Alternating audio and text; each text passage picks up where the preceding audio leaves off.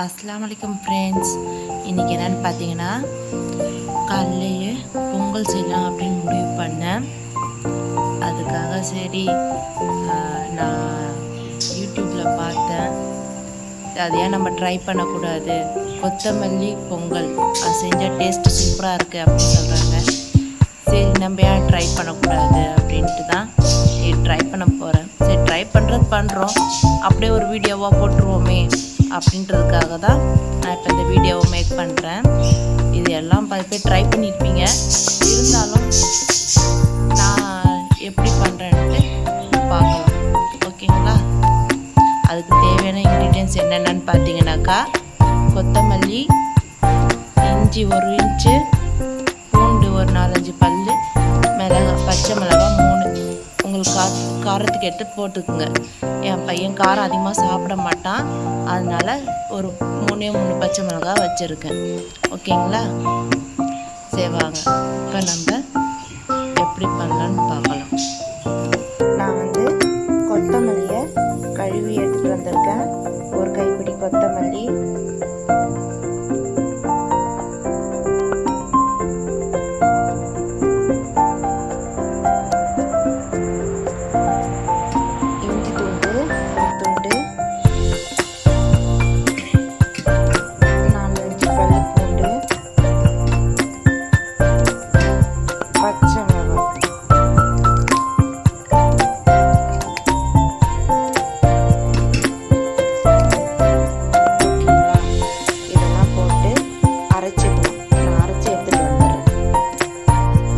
பார்த்தீங்கன்னா ஃப்ரெண்ட்ஸ், இப்போ நான் 1 கிளாஸ் பச்சை அரிசிக்கு 1/2 கிளாஸ் பச்சை பயிர் போட்டு கழுவி வச்சுருக்கேங்க.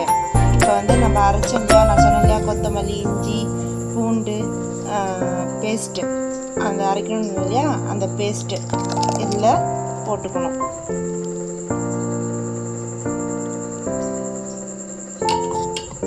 அதுக்கப்புறம் பார்த்தீங்கன்னாக்கா நம்ம பெருங்காயம் கொஞ்சம்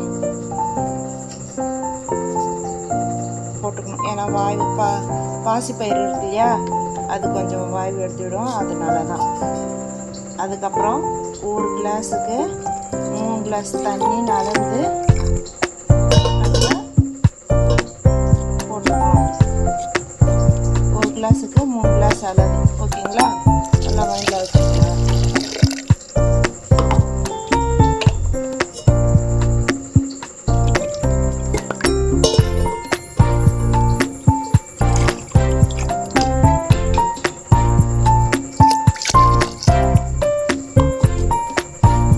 என்ன பண்ணணும்னா உப்பு கொஞ்சம் போட்டுக்கணும்.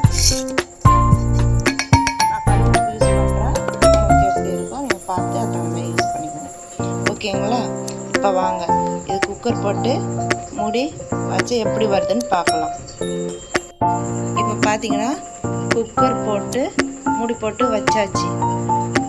விசில் வந்த பிறகு எப்படி வந்திருக்குன்னு பார்க்கலாம். இப்போ வாங்க குக்கரை ஓப்பன் பண்ணி பார்க்கலாம். இது அரோமாவே சூப்பராக இருக்குங்க, ஸ்மெல்லே சூப்பராக இருக்குது. இது இப்படி தான் இருக்கும். அதனால் என்ன பண்ணணும், நீங்கள் கொஞ்சம் லைட்டாக மசிச்சு விட்டுக்கோங்க.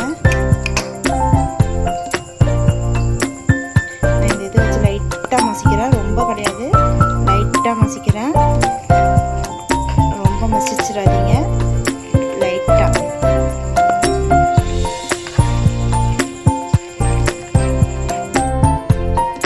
இப்போ பார்த்தீங்களா ஃப்ரெண்ட்ஸ், தாளித்து போட்டாச்சு.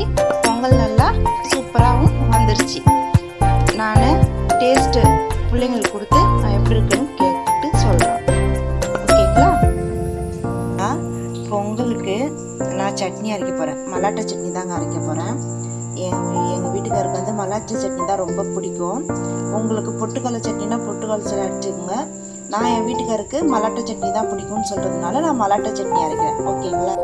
இப்போ பார்த்தீங்கன்னா மல்லாட்டை சட்னி நான் அரைச்சி தாளித்து வச்சுருக்கேன்.